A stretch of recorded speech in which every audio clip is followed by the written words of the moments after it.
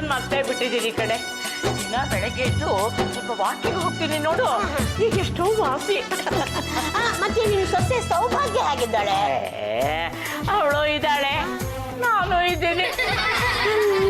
ನಾವು ಪಡ್ಕೊಂಬಂದ್ ಕರ್ಮ ಕಡೆ. ನೀನು ಅತ್ತೆ, ನಾನು ಅತ್ತೆ, ಏನಮ್ಮ ಮಾಡೋದು? ನಮ್ಮ ಕಷ್ಟನ ನಾವೇ ಅನುಭವಿಸ್ಬೇಕು. ಆದ್ರೆ ನನ್ನ ಕಷ್ಟ ಯಾರಿಗೂ ಬೇಡ ನೋಡು. ನಾನು ಅದು ಯಾವ ಜನ್ಮದಲ್ಲಿ ಏನು ಪಾಪ ಮಾಡಿದ್ನೋ ಏನೋ ಕಣೆ, ಸೌಭಾಗ್ಯ ಅಂತ ಸೊಸೆ ನನಗೆ ಸಿಕ್ಬಿಟ್ಟಿದ್ದಾಳೆ ನೋಡು. ನನ್ನ ಸೊಸೆ ಜಾಗಿ ಬಗ್ಗೆ ಕೇಳ್ಬಿಟ್ರೆ ನೀನು ಇನ್ನೇನೇನೇ ಹೇಳ್ತೀಯೋ. ಅಯ್ಯೋ, ನಿನ್ ಸೊಸೆ ಬಿಟ್ಟಾಕು.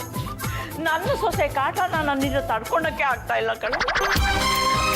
ಬಾಯಿಗೆ ಬಂದಾಗೆಲ್ಲ ಬೈತಾಳೆ ಕಣೆ. ಅಲ್ಲ, ಇದನ್ನೆಲ್ಲ ನೋಡ್ಕೊಂಡು ನಿನ್ನ ಮಗ ಸುಮ್ಮನೆ ಇರ್ತಾನ? ನನ್ನ ಮಗ ದೇವ್ರು ಅನ್ಸೋನು.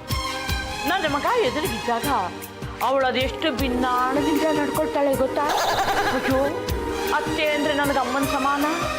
ನನ್ನ ದೇವ್ರಿದ್ದ ಹಾಗೆ ನನಗೆ ಕಾಫಿ ತಂದು ಕೊಡೋದೇನು, ನನ್ನ ಕಾಲಿಗೆ ನಮಸ್ಕಾರ ಮಾಡೋದೇನು, ದೇವ್ರ ಪ್ರಸಾದ ಕೊಡೋದೇನು, ಆಗಾಗ ಕಲ್ಸಕ್ರೆ ತಂದು ಕೊಡೋದೇನು. ಅಯ್ಯೋ ಅಯ್ಯೋ, ಒಂದೇ ಸಮ ನನ್ನ ಸೇವೆ ಮಾಡ್ತಾನೆ ಇರ್ತಾಳೆ ಕಣೆ. ನನ್ನ ಮಗ ಆ ಕಡೆ ಹೋದ ತಕ್ಷಣನೇ ಏನೇ ಎಲ್ಲದಕ್ಕೂ ತಲೆ ಹಾಕೊಂಡು ಬರ್ತೀಯ? ನಾನು ಎಲ್ಲಿ ಹೋದ್ರೆ ನಿನಗೇನೆ ವಯಸ್ಸಾದ ಗೋಬೆ ತರಹ ಇದೆಯೋ? ಸುಮ್ಮನೆ ಒಂದು ಮೂಲೆಯಲ್ಲಿ ಬಿಸ್ಕೊಂಡೇ ಬರ್ದೇನೆ ಮುದುಕಿ ಅಂತ ಅಂತಾಳೆ ಕಣೆ. ಅಲ್ಲ, ಬಯಸ್ಕೊಂಡು ಸುಮ್ಮನೆ ಇದೆಯಲ್ಲ, ನೀನೆಂಥ ಪುಣ್ಯ ಆಗಿತ್ತಿ. ನಿಮ್ಮನೆಗಿಂತ ನಮ್ಮನೆ ಎಷ್ಟೋ ವಾಸಿ ಅಲ್ವೇ ರಂಗು? ಈ ನನ್ನ ಸುಪ್ನಾತಿ ಸೊಸೆಗೆ ಹೇಗೆ ಬುದ್ಧಿ ಕಲಿಸೋದೆ? ನಾನು ಮಾಡಿದ ಹಾಗೆ ನೀನು ಮಾಡಬೇಕು. ನಿನ್ನ ಮಗನ ಹೆದರ್ಸೋ ಥರ ಮಾತಾಡಬೇಕು. ಆಗ ಇಬ್ರು ದಾಲಿಗೆ ಬರ್ತಾಳೆ. ಅಲ್ಲ, ಹಾಗೆ ಹೆದರ್ಸೋಕೆ ನನ್ನ ಹತ್ರ ಏನಿದೆಯೇ? ಅಲ್ಲ, ನಿನ್ನ ಹತ್ರ ಒಡವೆಗಳಿಲ್ವಾ? ನಾನು ಏನು ಮಾಡ್ತೀನಿ ಗೊತ್ತಾ? ನನ್ನನ್ನು ಯಾರಾದರೂ ಸರಿಯಾಗಿ ನೋಡ್ಕೊಳ್ಳಿಲ್ಲ ಅಂದರೆ ನನ್ನ ಹತ್ರ ಇರೋ ಬಂಗಾರದ ಒಡವೆಗಳನ್ನೆಲ್ಲ ಭಿಕ್ಷುಕರಿಗೆ ದಾನ ಮಾಡಿ ನನ್ನ ಪಾಲಿನ ಆಸ್ತಿನೆಲ್ಲ ಅನಾಥಾಶ್ರಮಕ್ಕೆ ಬರೆದು ಬಿಡ್ತೀನಿ ಅಂತ ಹೆದರ್ಸ್ತೀನಿ. ಆಗ ನಾನು ಹೇಳ್ದಾಗ ಕೇಳ್ಕೊಂಡು ಬಿದ್ದಿರ್ತಾಳೆ. ನೀನು ಹಾಗೆ ಮಾಡು. ಅಲ್ವೇ? ಇನ್ನು ಹಾಗೆ ನಾನು ನನ್ನ ಒಡವೆ ಆಸ್ತಿ ಎಲ್ಲ ಕೊಡೋದಿಲ್ಲ ಅಂತಂದ್ರೆ ಅವ್ರು ನನ್ನ ತಾಲಿಗೆ ಬರ್ತಾರಾ? ಈಗಿನ ಕಾಲದವ್ರಿಗೆ ಬುದ್ಧಿ ಬರಬೇಕು ಅಂದರೆ ಹಾಗೆ ಮಾಡಬೇಕು. ಆಗ ನಿನ್ನ ಮಗನು ಹೆದರ್ತಾನೆ. ಆಗಾಗ ನಿನ್ನ ಸೊಸೆ ಭಕ್ತಿಯಿಂದ ನಿನ್ನ ಕಾಲಿಗೆ ನಮಸ್ಕಾರ ಮಾಡ್ತಾಳೆ. ಹೌದೇನೆ? ಯಾರು ನೀವು? ಸೌಭಾಗ್ಯ. ಓ, ಸೌಭಾಗ್ಯ ಅಂದ್ರೆ ಮಹಾಲಕ್ಷ್ಮಿ ಅವ್ರ ಸೊಸೆ ಅಲ್ವಾ? ಹೌದು, ನಾನು ನಿಮ್ಮ ಅತ್ತೆ ಅವ್ರನ್ನ ನೋಡಿದ್ದೆ. ನಿಮ್ಮನ್ನ ಇದೇ ಫಸ್ಟ್ ಟೈಮ್ ನೋಡ್ತಾ ಇರೋದು. ಪರವಾಗಿಲ್ಲ, ನೋಡಕ್ಕೆ ಚೆನ್ನಾಗಿದ್ದೀರಾ. ಬಂದಿದ್ದೇನು ವಿಚಾರ? ನಾನು ಸ್ವಲ್ಪ ಜಾಜಿಯವ್ರನ್ನ ನೋಡ್ಬೇಕಿತ್ತು. ಪರವಾಗಿಲ್ಲ, ಅದೇನಂತ ನನ್ನ ಹತ್ರನೇ ಹೇಳಿ. ಇಲ್ಲ, ನಾನು ಜಾಜಿಯವ್ರ ಹತ್ರನೇ ಮಾತಾಡ್ಬೇಕು. ಜಾಜಕ್ಕೆ ನಿಮ್ಮನ್ನ ಹುಡ್ಕೊಂಡು ಸೌಭಾಗ್ಯ ಬಂತಾರೆ. ಬನ್ನಿ. ಹಾಯ್ ಸೌಭಾಗ್ಯ, ಬರೀ ಕಡೆ. ಅಲ್ಲೂ ಇಲ್ಲಿ ನಿನಗೇನೆ ಕೆಲಸ? ಔಟ್ ಆಯ್ಸೆ. ಹಾಯ್ ಸೌಭಾಗ್ಯ, ಹೇಗೆ ಇದೆಯಾ? ಎಷ್ಟು ವರ್ಷ ಆಯ್ತು ನಿನ್ನ ನೋಡಿ. ಏನ್ ನಿನ್ ಸ್ಟೋರಿ ಕತೆ? ಮದ್ವೆ ಮಾಡ್ಕೊಂಡು ದೊಡ್ಡ ತಪ್ಪು ಮಾಡ್ಬಿಟ್ಟೆ ಕಣೆ. ಕಾಲೇಜಲ್ಲಿದ್ದಾಗ ಹಕ್ಕಿ ತರ ಹಾರಾಡ್ಕೊಂಡಿದ್ದೆ. ಈಗ ನನ್ನ ರೆಕ್ಕೆ ಕತ್ತರಿಸಿ ಕುಕ್ಕ ಕಿತ್ತಿಟ್ಟು ಮನೇಲಿ ಕೂರಿಸ್ಬಿಟ್ಟಿದ್ದಾರೆ ಕಣೆ. ದರಿದ್ರ ಅತ್ತೆ, ದರ್ವೇಸಿ ಗಂಡ. ಮೈ ಗಾಡ್, ಎಲ್ಲ ಕಡೆ ಇದ್ದೇ ಪ್ರಾಬ್ಲಮ್. ನಿನ್ ಪ್ರಾಬ್ಲಮ್ ಏನು ಅಂತ ಸ್ವಲ್ಪ ಡೀಟೇಲ್ ಆಗಿ ಹೇಳ್ತೀಯಾ? ನನ್ನ ಅತ್ತೆ ನನ್ನ ಸರಿಯಾಗಿ ನೋಡ್ಕೋತಿಲ್ಲ ಕಣೆ. ನನ್ನ ಗಂಡ ಎದುರುಗಡೆ ಇದ್ದಾಗ ಮಾತ್ರ ಸೌಭಾಗ್ಯ ನೀನ್ ನನ್ನ ಸೊಸೆ ಅಲ್ಲಮ್ಮ, ಮಗಳಿದ್ದ ಹಾಗೆ ತುಂಬಾ ಜಾಣೆ ಅಂತ ಹೇಳಿ ಬಾಮ್ಮ ತಲೆ ಬಾಚನೆ ಅಂತ ಪಕ್ಕದಲ್ಲಿ ಕೂತ್ಕೋತಾರೆ. ನನ್ನ ಗಂಡ ಆ ಕಡೆಗೆ ಹೋಗ್ತಿದ್ದಾಗೇನೆ ಅದೇ ಬಾಚನ್ಗೆ ನನ್ನ ತಲೆ ಮೊಟ್ಟಿ, ನೀನೇನು LKG ಮಗುನೇನೆ, ನಿನ್ಗ್ಯಾಕೆ ನಾನು ತಲೆ ಬಾಚ್ಬೇಕು ಅಂತ ಯಾವಾಗ್ಲೂ ಬೈಕ್ ಕಳಿಸ್ತಿರ್ತಾರೆ. ಸೂರ್ಯೋ ಮಳೆ ನಿಂತ್ಕೊಂಡು ಎಷ್ಟು ದಿನ ಹತ್ತಿದ್ದೀನಿ ಗೊತ್ತಾ? ಮೈ ಗಾಡ್, ಯಾಕೆ ಹೀಗೆಲ್ಲ ಮಾಡ್ತಿದ್ದಾರೆ ಅಂತ ಕೇಳ್ಬೇಕಾಗಿತ್ತು. ಕೇಳಿದಕ್ಕೆ ನಮ್ಮತ್ತೆ ಏನಂದ್ಲು ಗೊತ್ತಾ? ತವ್ರ ಮನೇಲಿ ನಿಂಗೆ ಏನೇ ಕಲ್ಸಿದ್ದಾರೆ, ಒಂದ್ ಕೆಲ್ಸ ಬರಲ್ಲ, ಕಾರ್ಯ ಬರಲ್ಲ. ನನ್ ಮಗನ್ಗೆ ತಗ್ನಾದ ಹೆಣ್ಣೆ ಅಲ್ಲ. ನಿನ್ ಜಾಗದಲ್ಲಿ ಒಬ್ಬ ಭಿಕ್ಷುಕಿ ತಂದಿದ್ರು ಎಷ್ಟೋ ಚೆನ್ನಾಗಿರ್ತಿತ್ತು ಅಂತೆಲ್ಲ ಬೈತಾರೆ ಕಣೆ. ಮನೆಗೆ ಬರೋ ಸೊಸೆಂದ್ರಿಂದ ಸಿಕ್ಕಾಪಟ್ಟೆ ಎಕ್ಸ್ಪೆಕ್ಟೇಷನ್ ಇಟ್ಕೊಂಡಿರ್ತಾರೆ. ನಮ್ಮನೆಗಾಗಿದ್ದು ಅದೇ ಕಣೆ ಜಾಜಿ. ಬರೋ ಸೊಸೆ ಚೆನ್ನಾಗಿ ಓದಿರ್ಬೇಕು, ಚೆನ್ನಾಗಿ ವರದಕ್ಷಿಣೆ ತರಬೇಕು, ಕಡಿಮೆ ಟಾಕ್ ಮಾಡ್ಬೇಕು, ನೀಟಾಗಿ ಮನೆ ಕೆಲಸ ಎಲ್ಲ ಮಾಡ್ಬೇಕು, ಒಟ್ನಲ್ಲಿ 3 ಹೊತ್ತು ದುಡಿತಾನೇ ಇರ್ಬೇಕು, ಆಗಾಗ ಅವ್ರ ಕಾಲಿಗೆ ಬೀಳ್ತಾನೆ ಇರ್ಬೇಕು. ಈ ರೀತಿ ಎಲ್ಲ ಅನ್ಕೊಂಡಿರ್ತಾರೆ. ನೀನೆ ಹೇಳ್ತಿರೋದು. ಅಲ್ಲ, ಈ ಅತ್ತೆಂದ್ರಿಗೆ ಇಷ್ಟೊಂದೆಲ್ಲ ಡ್ರೀಮ್ ಕಾಣೋದಕ್ಕೆ ಯಾರು ಹೇಳಿದ್ದು ಅಂತ. ಅಲ್ಲ, ಸೊಸೆಂದ್ರಾದ್ ನಮ್ಗೆ ಡಿಮ್ಯಾಂಡ್ಸೇ ಇರಲ್ವಾ? ಯಾಕಿರಲ್ಲ, ಆದ್ರೆ ಅವರಷ್ಟು ಡಿಮ್ಯಾಂಡ್ಸ್ ಇರಲ್ಲ. ಅತ್ತೆ ಆದವ್ರು ಯಾವಾಗ್ಲೂ ಗೋಡೆ ಮೇಲಿನ ಫೋಟೋದಲ್ಲಿ ಇರ್ಬೇಕು. ನಾವ್ ಅದಕ್ಕೆ ದಿನ ಹಾರ ಹಾಕಿ ಬತ್ತಿ ಹಚ್ಬೇಕು. ನಮ್ಗಿರೋದು ಇದೊಂದೇ ಆಸೆ. ಅಜ್ಜಿ ನಿನ್ ಮಾತು ಕೇಳಿ ನಂಗೆ ಸ್ವಲ್ಪ ಸಮಾಧಾನ ಆಯ್ತು ಕಣೆ. ನಮ್ಮತ್ತೆನೂ ಆದಷ್ಟು ಬೇಗ ಫೋಟೋಸ್ ಇರ್ಬಿಟ್ರೆ ನಂಗೆ ತುಂಬಾನೇ ಖುಷಿ ಆಗುತ್ತೆ. ಸರಿ ನಿಮ್ಮತ್ತೆ ಹೇಗೆ? ಅಯ್ಯೋ ನಮ್ಮನೇಲಿ ಒಂದು ಅತ್ತೆ ಅಂತಿದೆ, ಅದು ಅತ್ತೆನಾ ಕತ್ತೆನಾ ಅಂತ ಇನ್ನೂ ಡಿಸೈಡ್ ಆಗಿದೆ. ಮತ್ತೆ ಇದೆಯಲ್ಲ ಅದಕ್ಕೆ ಊಟ ಬೇಕಾದಾಗ ಕತ್ತೆ ತರ ಅರ್ಚುತ್ತೆ, ಬೊಗಳುತ್ತೆ, ಕಚ್ಚೋದೊಂದ್ ಬಿಟ್ಟು ಮಿಕ್ಕಿದೆಲ್ಲ ಮಾಡುತ್ತೆ. ಇದಕ್ಕೊಂದು ಐಡಿಯಾ ಇದೆ. ನಿಮ್ಮತ್ತೆ ಊಟಕ್ಕೆ ಬಡಿಸ್ತಾ ಇರ್ತೀಯಲ್ಲ, ಆ ಊಟದಲ್ಲಿ ನಿದ್ದೆ ಮಾತ್ರ ನಾನು ಮಿಕ್ಸ್ ಮಾಡಿ ಬಡಿಸ್ಬಿಡು. ಹಾಗೆ ಮಾಡಿದ್ರೆ ಪರವಾಗಿಲ್ವಾ? ಹ್ಞೂ ಕಣೆ, ನಾಟ್ ಅ ಪ್ರಾಬ್ಲಮ್. ಈ ಹುಚ್ಚಾಸ್ಪತ್ರೆಯಲ್ಲಿ ಹುಚ್ಚನ್ನ ಕಂಟ್ರೋಲ್ ಮಾಡೋದಕ್ಕೆ ಇದೇ ಮೆಥಡ್ನ ಯೂಸ್ ಮಾಡ್ತಾರೆ. ನೀನು ನಿಮ್ಮ ಅತ್ತೆಗೆ ಊಟದಲ್ಲಿ ಬೆರೆಸ್ಕೊಟ್ಬಿಡು, ನಿದ್ದೆ ಮಾಡ್ಕೊಂಡು ಒಂದು ಮೂಲೆಯಲ್ಲಿ ಬಿದ್ದಿರ್ತಾರೆ. ಗಂಟೆ 10 ಆಯ್ತು, ಇನ್ನೂ ಎದ್ದಿಲ್ಲ. ಇಂಥ ಸೋಂಬೇರಿ ಅತ್ತೆನ ಪ್ರಪಂಚದಲ್ಲಿ ಎಲ್ಲೂ ನೋಡ್ಲಿಲ್ಲ. ಅತ್ತೆ ಅತ್ತೆ ಎದ್ದೇಳಿ. ಬೆಳಗಾಗೆದ್ದು ಏನೇ ಮಾಡಬೇಕು ನಾನು? ಮಹಾಲಕ್ಷ್ಮಿ ಅಂತ ಹೆಸರಿಟ್ಕೊಂಡ್ರೆ ಸಾಲದು. ಬೆಳಿಗ್ಗೆ 5 ಗಂಟೆಗೆ ಎದ್ದು ತಣ್ಣೀರ್ ಸ್ನಾನ ಮಾಡಿ ನನ್ ಗಂಟೆಗೆ ಸಹಾಯ ಮಾಡಬಾರ್ದಾ? ಒಂದು ಕಾಲದಲ್ಲಿ ನಾನು ಚೆನ್ನಾಗಿ ಅಡುಗೆ ಮಾಡ್ತಿದ್ದೆ. ನೀನೇ ತಾನೆ ಉಪ್ಪು ಸಾಲದು, ಹುಳಿ ಸಾಲದು, ಖಾರ ಸಾಲದು ಅಂತ ನನ್ನ ಕೈ ಎಳ್ದಿದ್ದು ಸೌಟ್ ನಾನು ಹಿಂಗೆ ಕಿತ್ಕೊಂಡಿದ್ದು. ಆಯ್ತು ಬಿಡಿ, ಬೆಳಿಗ್ಗೆನೆ ನಾನು ಮಾಡಿದ ಪಲಾವ್ನ ಚೆನ್ನಾಗಿ ಗದ್ಗಿ ದಿಂಬ್ರಂಗ ಅಂತ ಬಿಟ್ಕೊಂಡಿದ್ದೀರಲ್ಲ, ಇದು ಸರಿನಾ? ನೀನು ಕೊಟ್ಟು ಪಲಾವ್ ತಿಂದ್ಮೇಲೆ ನಂಗೆ ಮೈಯೆಲ್ಲ ಜಡ ಆಗಿ ನಿದ್ದೆ ಗುದ್ಕೊಂಡು ಬರ್ತಾ ಇರೋದು. ಅದು ಏನು ಪಲಾವ್ ಮಾಡಿದೀಯೋ ಏನೋ ದೇವ್ರಿಗೆ ಗೊತ್ತು. ಬೇಡ ಬೇಡ ಅಂದ್ರು ನಿದ್ದೆ ಒದ್ಸ್ಕೊಂಡು ಬರ್ತಾ ಇದೆ ನೋಡು. ನಾನು ಯಾವತ್ತೂ ಹಗಲು ಹೊತ್ತು ನಿದ್ದೆ ಮಾಡ್ದೋಳೆ ಅಲ್ಲ. ಮಾವ ಇದ್ದಾಗ ಬಿಡು, ರಾತ್ರಿನೂ ನಿದ್ದೆ ಮಾಡಕ್ ಬಿಡ್ತಿರ್ಲಿಲ್ಲ. ಎಂಥ ಸೊಸೆ ನಮ್ಮನೆ ಗಂಟು ಬಿದ್ದೇನೋ ನನ್ನ ಕರ್ಮ. ಅದು ಏನು ಬೆರೆಸ್ಕೊಟ್ಟಿದೀಯೋ ಏನೋ ತಿಂಡಿಗೆ, ನಿದ್ದೆ ಹಾಗೆ ಒತ್ಕೊಂಡು ಬರ್ತಾ ಇದೆ.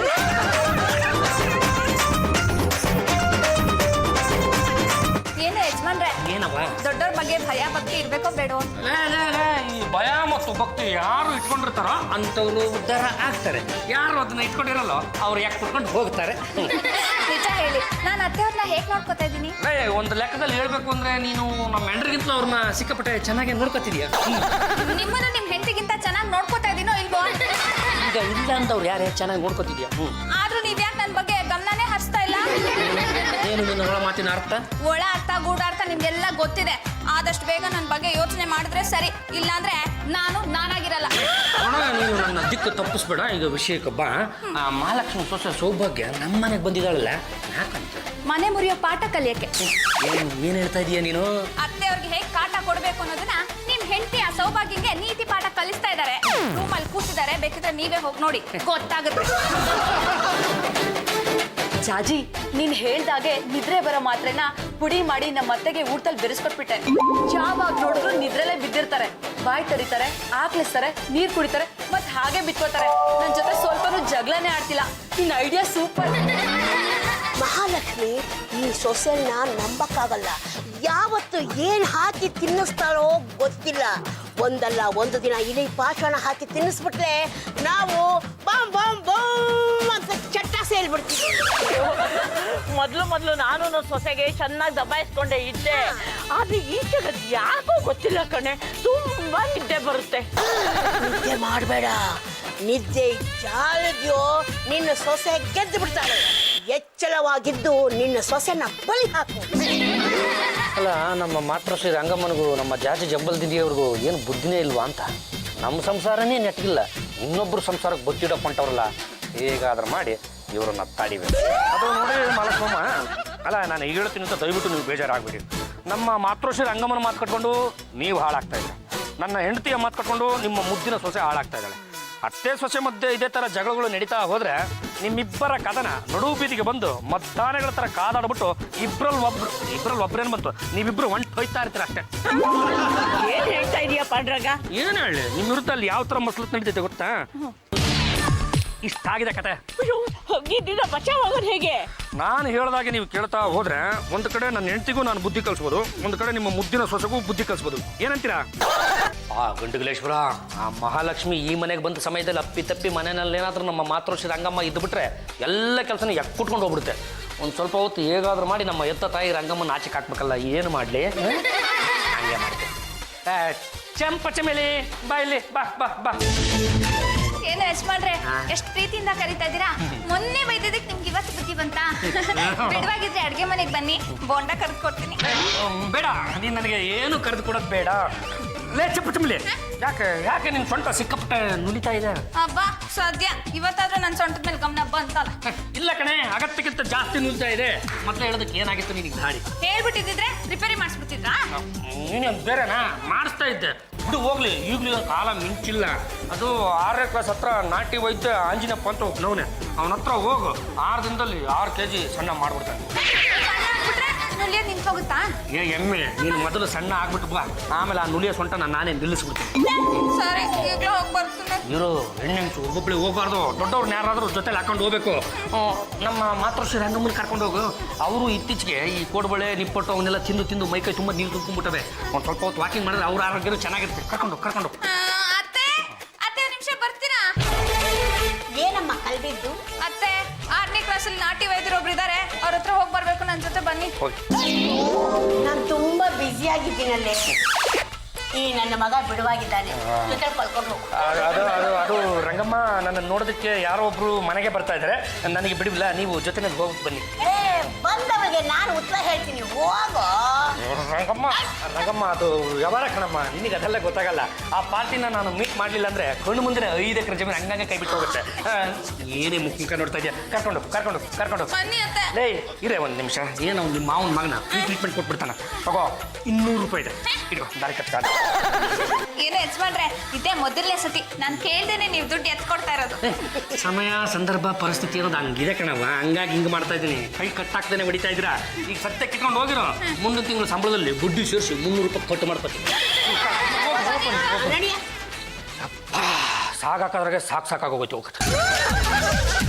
ಓ ಏನ್ರಿ ಸೌಭಾಗ್ಯ ಅವರೇ, ಚೆನ್ನಾಗಿದ್ದೀರಾ? ಚೆನ್ನಾಗಿದ್ದೀನಣ್ಣ. ಸೌಭಾಗ್ಯ, ಇಲ್ಲೇ ಟಾಕ್ ಮಾಡಿದ್ರೆ ಸಿಕ್ಕಾಪಟ್ಟೆ ಡಿಸ್ಟರ್ಬ್ ಆಗುತ್ತೆ. ಬಾ, ನನ್ನ ರೂಮಿಗೆ ಹೋಗಿ ಟಾಕ್ ಮಾಡೋಣ. ಅದೆಲ್ಲಿಗೆ ಹೋಗ್ತೀರಾ ಹೋಗಿ, ಈಗ ನಮ್ಮ ಕಡೆಯವರು ಬರ್ತಾರೆ. ಸರಿಯಾದ ಟೈಮಿಗೆ ಬಂದಿದ್ದೀನಲ್ಲ. ನೀವು ಬರೋದಕ್ಕೂ ಅವ್ರು ಬರೋದಕ್ಕೂ ಸರಿ ಹೋಯ್ತು. ಈಗ ಒಳಗಡೆ ರೂಮಲ್ಲಿ ಗುರು ಬೋಧನೆ ನಡೀತಾ ಇದೆ. ನನಗೇನು ಮಾಡಲಿ? ಅಲ್ಲಿ ಹೋಗಿ ಪ್ರಸಾದ ಕೊಡ್ತಾರೆ, ಅದನ್ನ ತಿನ್ಕೊಂಡು ಮನೆ ಕಡೆ ಹೋಗಿ. ತಂದಿದ್ರೆ ತಾನೆ, ಅದ್ರಲ್ಲಿ ಕ್ಯಾಮ್ರಾ ಇದೆ ತಾನೆ, ಅವರಿಬ್ರು ಏನೇನು ಮಾತಾಡ್ತಾರೆ ಅನ್ನೋದನ್ನೆಲ್ಲ ರೆಕಾರ್ಡ್ ಮಾಡ್ಕೊಂಡು ತಗೊಂಡು ಬನ್ನಿ. ಆಮೇಲೆ ಏನು ಮಾಡಬೇಕು ಅಂತ ನಾನು ನಿಮಗೆ ಗುರು ಬೋಧನೆ ಮಾಡ್ತೀನಿ.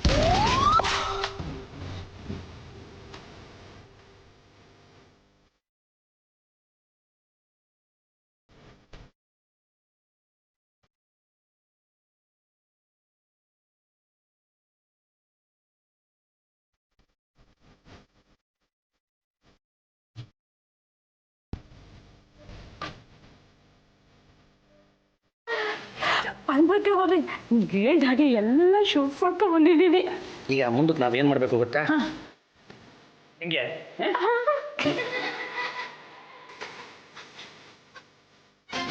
ಅತ್ತೆ, ನೀವೇನಿಲ್ಲಿ? ನಂದಿಲ್ಲಿ, ನೀನೇನಿಲ್ಲಿ?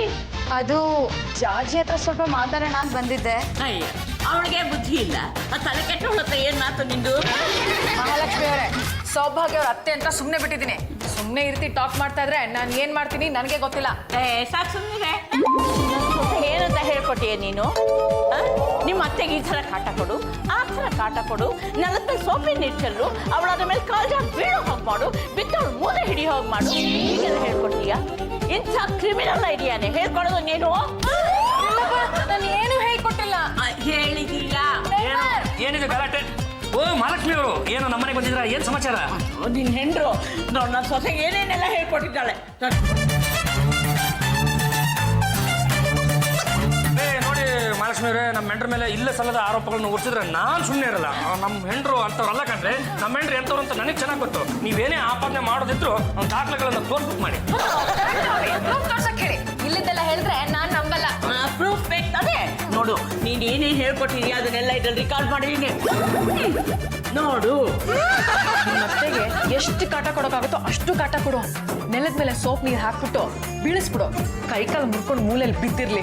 ಒಂದು ಫೈನ್ ಡೇ ನೋಡಿ ಕಿಲ್ ಮಾಡ್ಬಿಡು. ವಯಸ್ಸಾಗಿದೆ, ಇದ್ರೆಷ್ಟು ಹೋದ್ರೆಷ್ಟು. ಅವ್ರು ಹೋದ್ಮೇಲೆ ನೀನು ಹ್ಯಾಪಿಯಾಗಿರ್ಬೋದು. ದೊಡ್ಡದಾಗಿ ನಾನು ಸಮಾಜ ಸೇವೆಕ್ಕಿಂತ ಊರು ತುಂಬ ಕುತ್ಕೊಂಡು ಓಡಾಡ್ತಿಲ್ಲ, ಇಂಥ ಕೆಲಸ ಮಾಡಿ ಕೂತ್ಕೊಂಡಿರಲಿಲ್ಲ. ನಾಚಿಕೆ ಆಗಿಲ್ವೇನ್ರಿ ನಿಮಗೆ? ಇದನ್ನ ಪೊಲೀಸ್ ಸ್ಟೇಷನ್ಗೆ ಕೊಡ್ತೀನಿ. ನೋಡಿ, ನಿಮ್ ಕಾಲ್ ಬೇಕಾದ್ರೆ ಕೊಡ್ತೀನಿ. ನನ್ನ ಸಂಸಾರನ ದಯವಿಟ್ಟು ನೀವು ಪೊಲೀಸ್ ಸ್ಟೇಷನ್ಗೆಲ್ಲ ಎಳಿಬೇಡಿ. ಯಾಕಂದ್ರೆ ಅವ್ರನ್ನ ಜೈಲಿಗೆ ಹಾಕ್ಬಿಡ್ತಾರೆ. 14 ವರ್ಷ ಒಳಗಡೆ ಇರ್ಬೇಕಾಗುತ್ತೆ. ಇಂಥ ಕೇಸ್ಗೆಲ್ಲ ಬೇಲೆ ಸಿಕ್ಕಲ್ಲ, ಗೊತ್ತಾ? ಸೊಸೆನ ಹಾಳು ಮಾಡಿರೋಳೆ ನಿನ್ನ ಹೆಂಡತಿ. ಇನ್ನು ಎಷ್ಟು ಸಂಸಾರ ಹಾಳು ಮಾಡ್ಬೇಕು ಅಂತಿದೀಯ? ನಾನ್ ಸುಮ್ಮನೆ ಬಿಡಲ್ಲ. ಇದನ್ನ ತಗೊಂಡು ಹೋಗಿ ಟಿವಿ 10 ಕೊಡ್ತೀನಿ, ಪೊಲೀಸ್ ಸ್ಟೇಷನ್ಗೆ ಕೊಡ್ತೀನಿ. ಅವ್ರಿಗೆಲ್ಲ ಗೊತ್ತಾಗ್ಲಿ ನಿನ್ ಹೆಂಡತಿ ಯೋಗ್ಯತೆ ಏನು ಅಂತ. ಅವಳು ಜೈಲಿಗೆ ಹೋಗ್ಬೇಕು. ಅವಳು ಜೈಲಿಗೆ ಹೋಗಿದ್ ನೋಡಿ ನಾ ಸಂತೋಷದಿಂದ ಒಂದಿಷ್ಟು ದೊಡ್ಡ ಲೋಟ ಬಾದಾಮಿ ಹಾಲ್ನ ಗಟ್ಟ ಅಂತ ಕುಡಿತೀನಿ. ಬೇಡ ಅತ್ತೆ. ಮಾತಾಡ್ಬೇಡ ನೀನು. ಇನ್ನು ಸ್ವಲ್ಪ ಅವಳ ಹತ್ರ ಹೇಳಿಸ್ಕೊ. ಇಡೀ ರಸ್ತೆಗೆ ಬೆಂಕಿ ಹಚ್ಚೋದು ಹೇಗೆ ಅಂತ ಐಡಿಯಾ ಕೊಡ್ತಾಳೆ. ಮನೆ ಪಕ್ಕ ಒಂದು ದೊಡ್ಡ ಕ್ಯಾನ್ ಪೆಟ್ರೋಲು, ಒಂದು ಬೆಂಕಿ ಪಟ್ಟ ತಗೊಂಡ ನಾನು ನನ್ನ ಮನೇಲಿ ಇರ್ತೀನಿ. ನನ್ನ ಮೇಲೆ ಸುಟ್ಟು ಬಿಟ್ಟು ಬೆಂಕಿ ಕಡ್ಡಿಕ್ಕೆ ಅಂತ ಹಚ್ಚಿಬಿಡು. ಆಮೇಲೆ ನೀನು ಆನಂದವಾಗಿರು. ಜಾಜಿ, ಈ ತರ ಆಗುತ್ತೆ ಅಂತ ನಂಗೆ ಗೊತ್ತೇ ಇರ್ಲಿಲ್ಲ.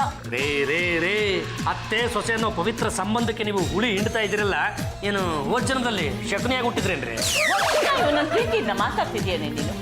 ಒಂದು ದಿನ ಇವನು ಹರಿಮನೆ ಕರ್ಕೊಂಡು ಹೋಗಿದೀಯಾ ನೀನು? ಒಂದು ದಿನ ಇವನಿಗೆ ಊಟ ಪಡಿಸಿದೀಯಾ? ಅವನು ಊಟ ಮಾಡಿ ತಟ್ಟಿ ಕಳ್ದಿದೀಯಾ? ಅವನು ಚಡ್ಡಿ ಮನೇನು ಒಳಗೆ ಹಾಕಿದೀಯಾ?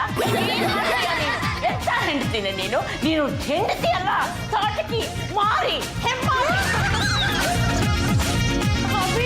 ಅಭಿ ಏನ್ ಮಾಡೋದು?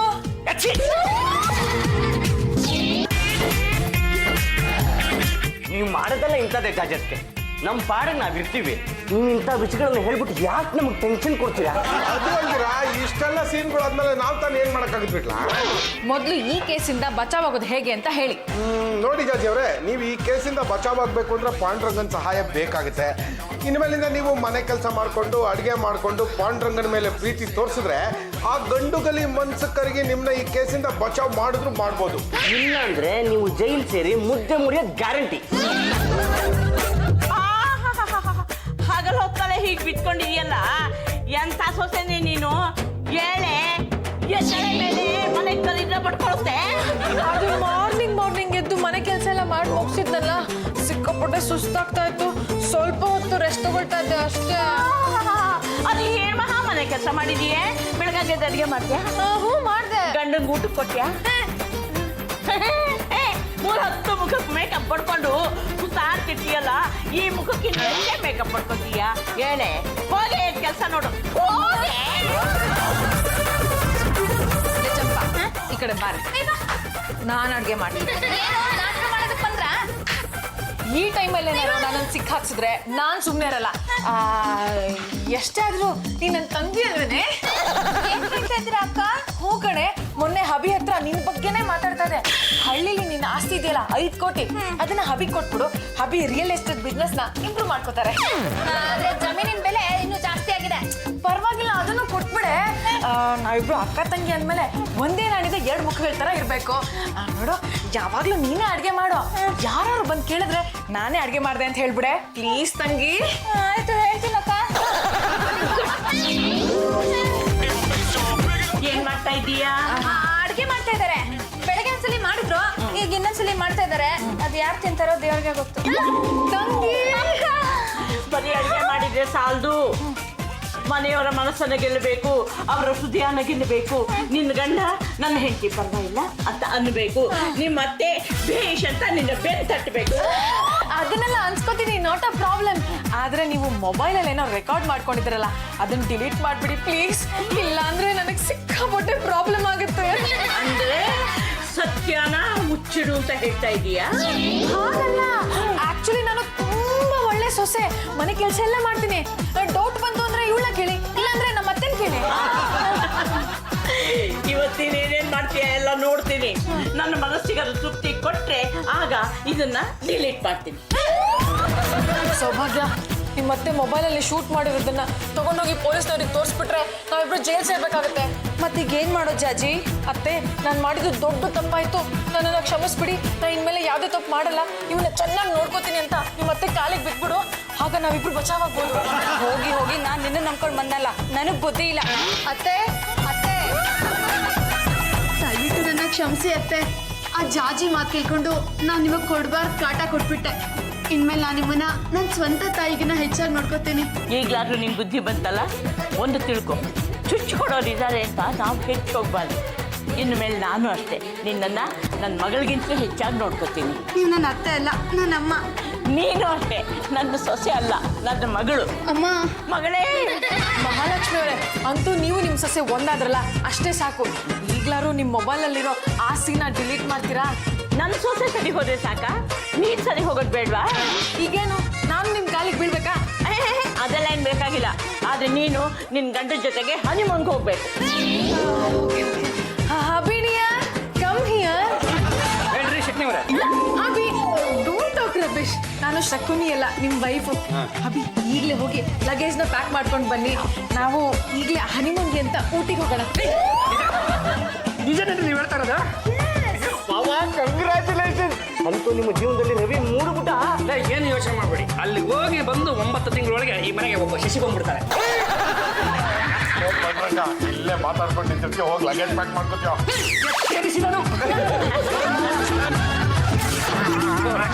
ಮನೆ ಹೋಗ್ತಾ ಇದ್ದೀನಿ, ಆಶೀರ್ವಾದ ಮಾಡಮ್ಮ. ಮಗನೇ ಇಬ್ಬರು ಹೋಗಿ ಮೂವರಾಗಿ ಬನ್ನಿ.